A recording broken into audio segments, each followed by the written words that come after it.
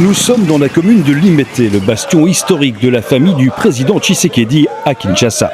C'est ici que nous retrouvons Christian Loumou, le responsable des jeunes de l'UDPS, le parti du président.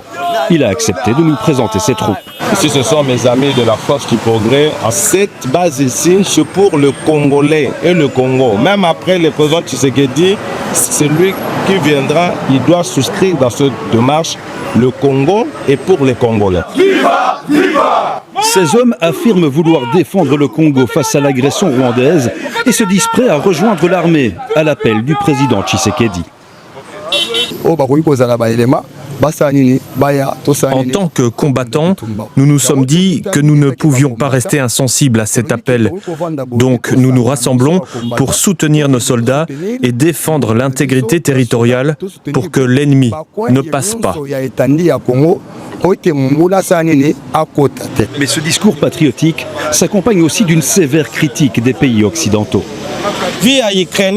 Est-ce que la vie d'un Ukrainien vaut plus que la vie d'un Congolais? La Russie a commencé à se battre contre l'Ukraine et en quelques jours, la communauté internationale a pris des sanctions. Mais ici, ça fait des années. Il y a des millions de morts. La communauté internationale ne réagit pas. L'Union européenne, rien. Selon plusieurs sources, ces forces du progrès seraient en partie responsables des attaques qui ont visé plusieurs ambassades, dont celle de la Belgique, à Kinshasa il y a 2 semaines. Mais pour les responsables du mouvement, il ne s'agissait pas d'une attaque, mais plutôt d'un acte patriotique.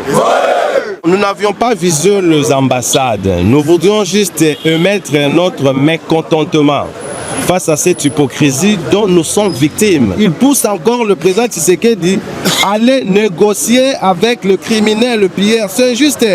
Il voulait que nous applaudissions les ambassades, etc. Cela fait maintenant 30 ans que la République démocratique du Congo subit l'agression et la déstabilisation de la part de son voisin rwandais sans que cela n'émeuve réellement la communauté internationale.